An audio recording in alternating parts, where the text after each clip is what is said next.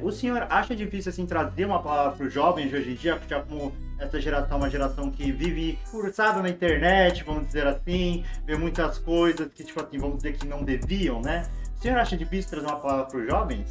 Eu acho que a linguagem para o jovem tem que ser diferente. O jovem você não pode fazer muita rodeio. Então você tem que ir direto e ter a convicção de que quem transforma vidas é Deus. Coloque, deixe Deus te usar e a palavra ela vai vir e quem vai convencer o jovem do pecado ou quem vai convencer o adulto ainda é o Espírito Santo. A nossa função é pregar. Minha mãe sempre orando e o seu filho na estrada. Meu Deus vai na frente enfrentando qualquer... Bom dia, boa tarde, boa noite todo mundo que está nos assistindo agora. Meu nome é Vitor Silva e estamos aqui apresentando mais um episódio do nosso AD Holy Cash. Estamos aqui com a presença ilustre do nosso pregador do dia, né? Pastor Ilmar. E pastor, muito grato de você poder ter tirado um tempinho aqui para poder realizar essa pequena entrevista aqui com a gente. Eu agradeço o seu tempo. Muito obrigado aí por ter participado. Sua palavra foi uma benção, mas vamos conversar mais durante o programa, viu? Ok. Para quem está se perguntando nesse momento, a Sueli, que é a nossa apresentadora, hoje ela está nos bastidores. E quem está apresentando hoje o podcast sou eu. Já como o tema é jovens, está todo mundo aqui com a camisa na contramão do mundo. Eu achei mais conveniente que seria um jovem para entrevistar um grande pastor que veio lá da Debras, inclusive, a Debras da Flórida, no caso. Pastor, é um presente ilustre estar aqui com o senhor. Viu? Prazer é meu estar com vocês, mas você também pode ficar sossegado que você está substituindo uma outra jovem. Ela é tão jovem quanto você, né? É verdade. Pastor, eu gostaria de saber, a primeira coisa que eu gostaria de saber, qual foi a ideia, como surgiu a ideia, no caso, pastor, de ter a UNAM nesse ano aqui em Hartford? Na verdade, a questão da UNAM em Hartford desse ano é porque no ano passado nós estávamos programados para ser aqui. Mas aí, como foi definido a CIBEM aqui em Hartford, em setembro do ano passado, então nós resolvemos trocar a CIBEM, trocar a UNAM e deixar a CIBEM aqui, e a UNAM foi em Kansas. Então havia uma dívida com o pastor Rodrigo de nós fazermos o Congresso dos Jovens aqui. Por isso que esse ano, então, se deu aqui na cidade de Hartford, Connecticut. Que benção. E para mim, como eu disse para o senhor mais cedo, é a minha primeira UNAM. A experiência que eu tô tendo é uma experiência muito agradável, assim, todo o carinho que eu tô vendo o pessoal tomando. Vejo que é uma coisa muito bem organizada. Não sei como foi nos últimos anos, né? Não sei se o senhor estava presente nos últimos anos também. Desde que se iniciou a UNAM, eu faço parte. Então, nós começamos os congressos de jovens já em 2010. Na época, era a pastora Célia e o pastor Sérgio. A pastora Célia é nossa pastora na Califórnia. E ela era uma das líderes junto com o pastor Sérgio. Depois, passou o tempo, veio o pastor Aguinaldo e agora veio, na verdade, o Wanderson. Mas já é algo que está aí acontecendo desde 2010, já é o 14º ano. Né? Diversos estados, outras vezes, maioria das vezes foi em Orlando, né? Mas já tivemos acampamento fora, acampamento na Califórnia, assim, e Deus tem abençoado. Né? Então, a UNAM... Glória a Deus. Acho que o aspecto bom da UNAM é porque você consegue trazer pessoas de todos os estados dos Estados Unidos para estarem juntos no mesmo lugar. Glória a Deus, fico muito feliz. E o senhor acha difícil, assim, trazer, como o senhor trouxe a palavra hoje, a minha maior pergunta, assim, como jovem, o senhor acha difícil, assim, trazer uma palavra para os jovens de hoje em dia, já como essa geração é uma geração que vive forçada na internet, vamos dizer assim, vê muitas coisas que, tipo assim, vamos dizer que não deviam, né? O senhor acha difícil trazer uma palavra para os jovens nesse sentido? Eu acho que não, porque a palavra de Deus ela se renova em todo o tempo. Eu acho que a linguagem para o jovem tem que ser diferente. Essa é a única questão. Você tem que determinar para você. Eu estou pregando para uma igreja, embora tenha jovem, eu estou pregando mais para jovem. Com o jovem você não pode fazer muita rodeio.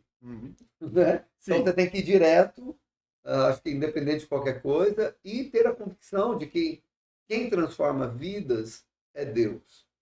Então a palavra de Deus, ela tem muito nesse efeito. Então a questão é, se coloque, deixe Deus te usar, e a palavra ela vai vir, e quem vai convencer o jovem do pecado, ou quem vai convencer o adulto ainda é o Espírito Santo. A nossa função é pregar.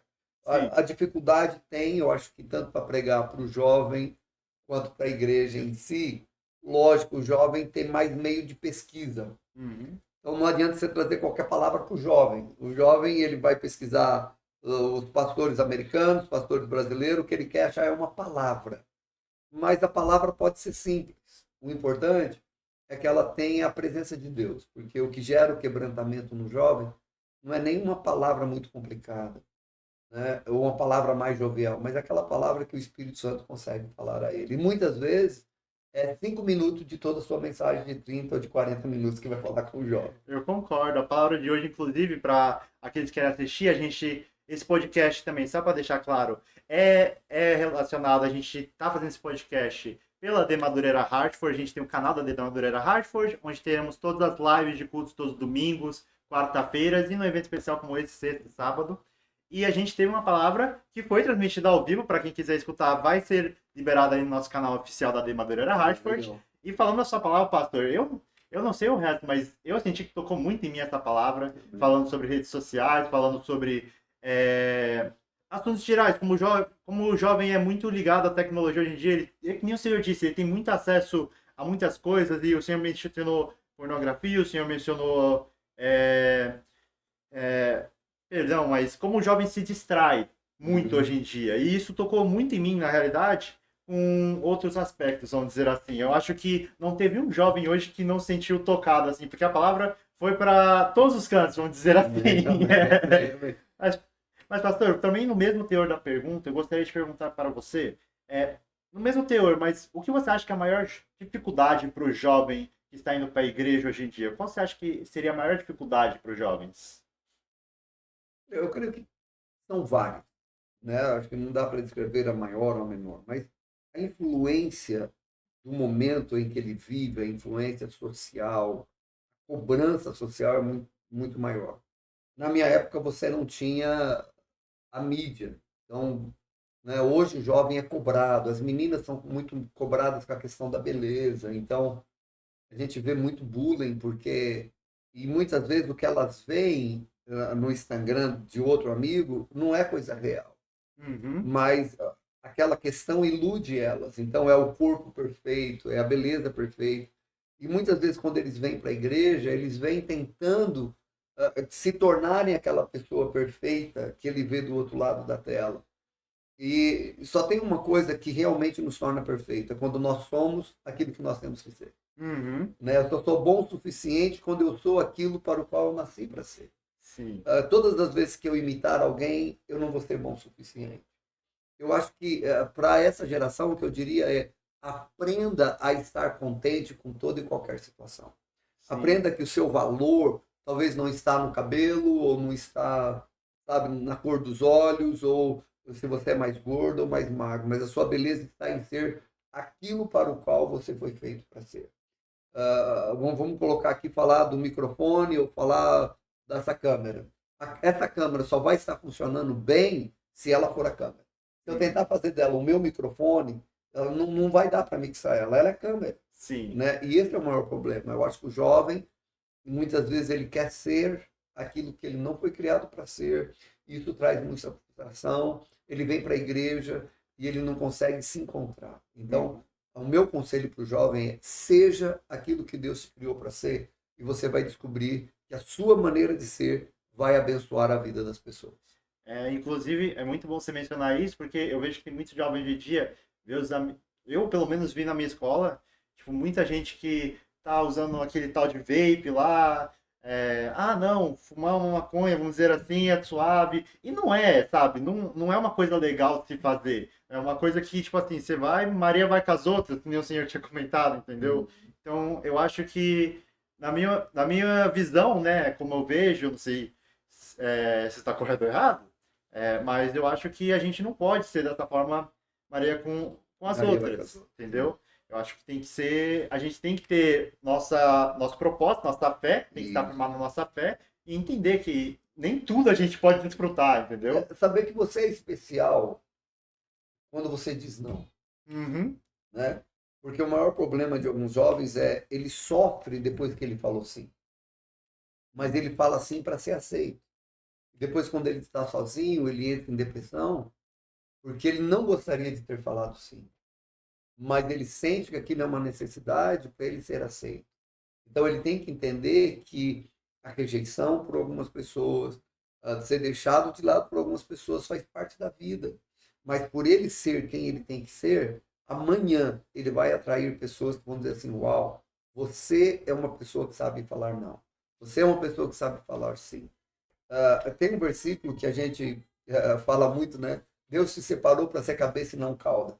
E todo mundo pensa assim, não, então eu tenho que pisar em todo mundo, eu sou o primeiro. Não, eu acho que você tem que ser o cara que a moda vai seguir, e não o cara que segue a moda, Sim. sabe? Então, se você é a cabeça, por você falar não, amanhã você vai ver um monte de gente falando não, falando, não, eu quero ser igual a ele. É Se tipo você como uma fala luz assim, para o mundo, no é a luz caso. para o mundo e o sal da terra, que a Bíblia diz, né? Sim. Então, você ser cabeça é ser o primeiro da fila, é ser aquele que os outros querem seguir, porque sabe assim, pode falar com fulano, porque fulano não é Maria vai com as outras. Ele não faz o que todo mundo faz. Ele Sim. faz o que ele crê que está certo.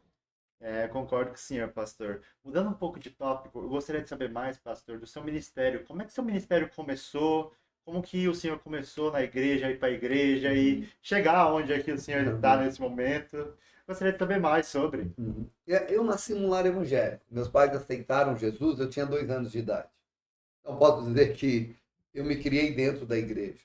Eu tive o privilégio de nunca ter me desviado. Então, eu comecei a pregar com 13 anos, me batizei nas águas ainda com 13 anos, né? Me casei muito cedo, casei com 20 anos de idade, então, né, hoje eu vou fazer 37 anos de casado, então eu já tenho 57 anos de idade, mas tenho o privilégio de ter 2 filhas, uma é pastora em Chicago, numa igreja muito grande, na Willow Uau. Creek Church, a outra trabalha para o governo, né, e as 2 filhas hoje já estão casadas. Mas o meu ministério começou assim, então eu acho que comecei a pregar muito cedo, depois com os meus 27 anos, eu fui ordenado a pastor, eu tinha 24 anos de idade, e assumi a primeira igreja com 27.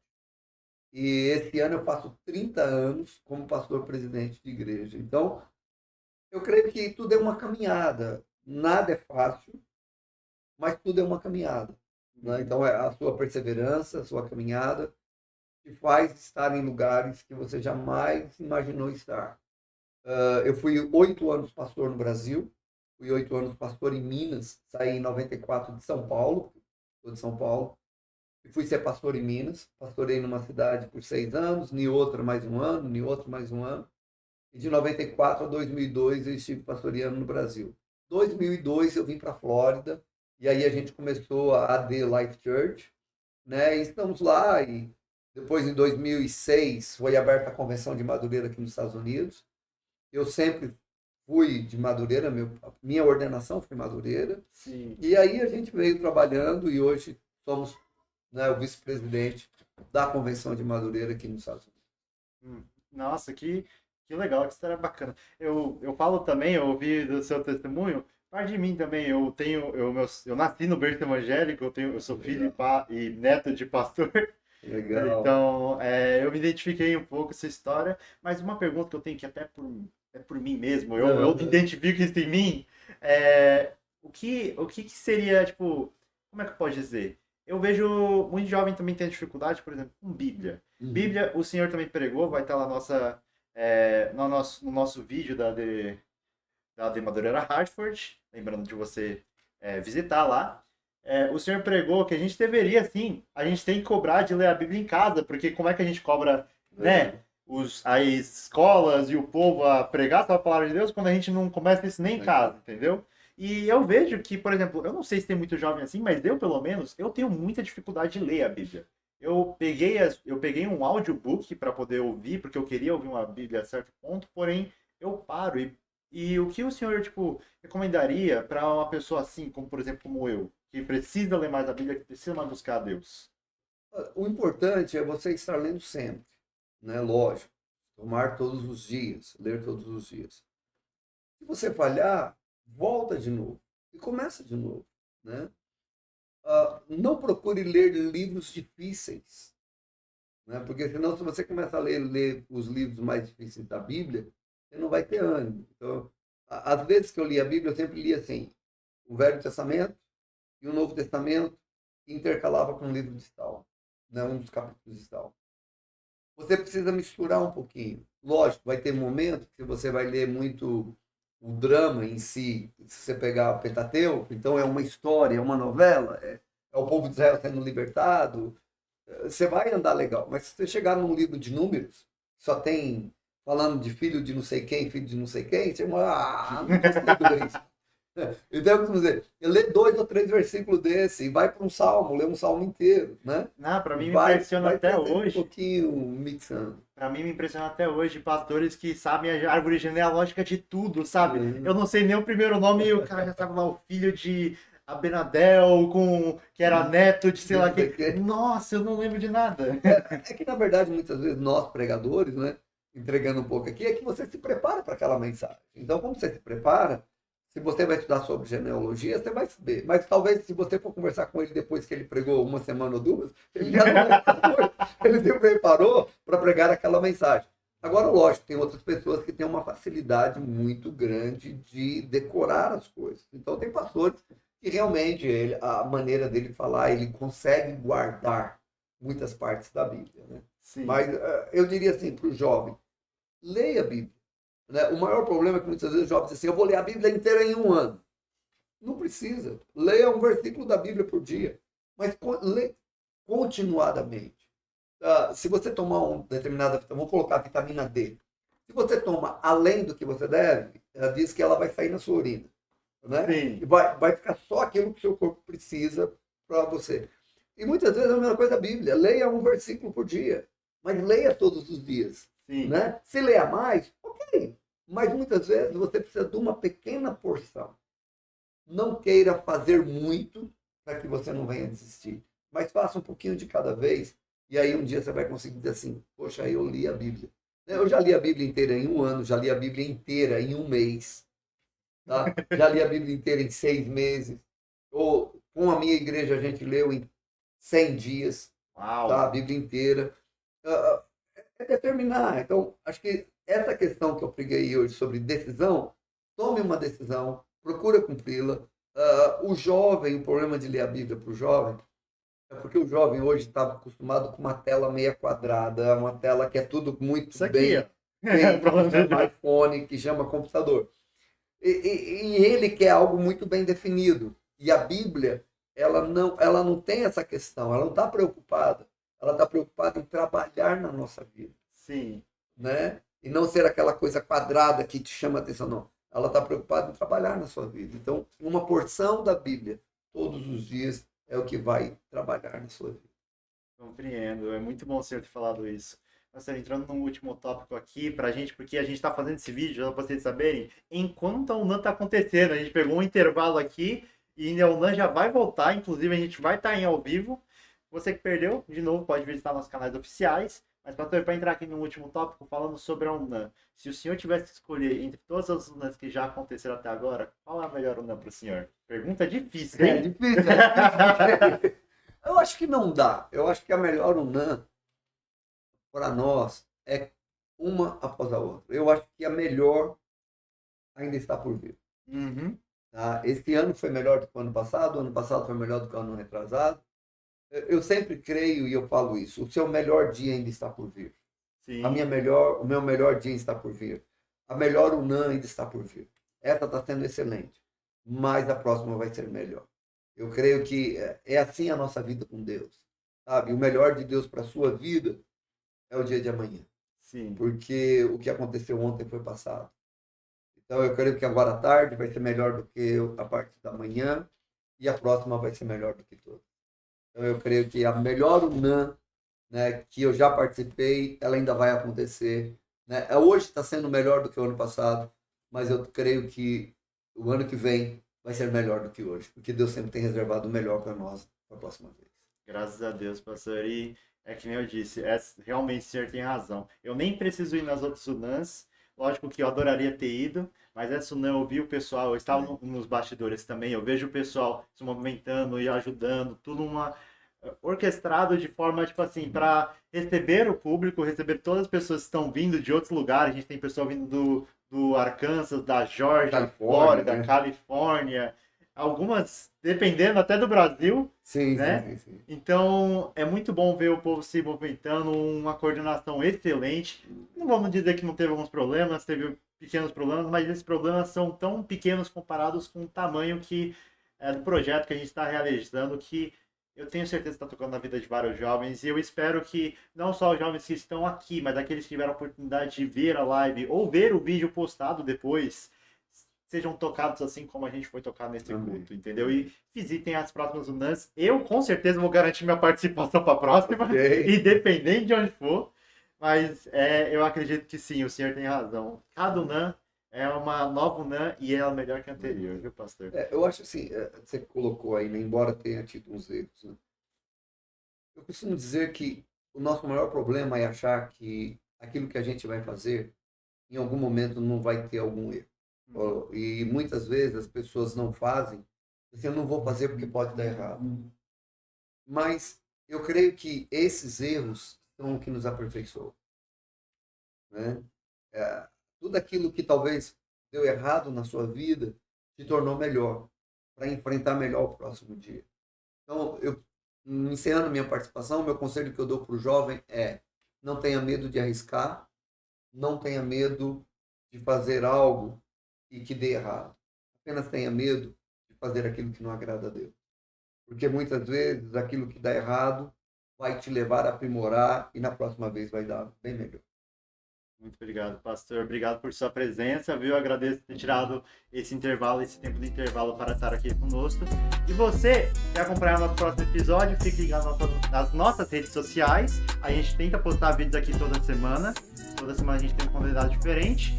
E não se esqueça de visitar nossos canais da AD Madureira Hardcore mais uma vez. Temos cultos todos domingo, toda quarta-feira, das 9 até a... Opa, 9? Não, é das 7 até as 9, perdão, 7 até as 9 da noite.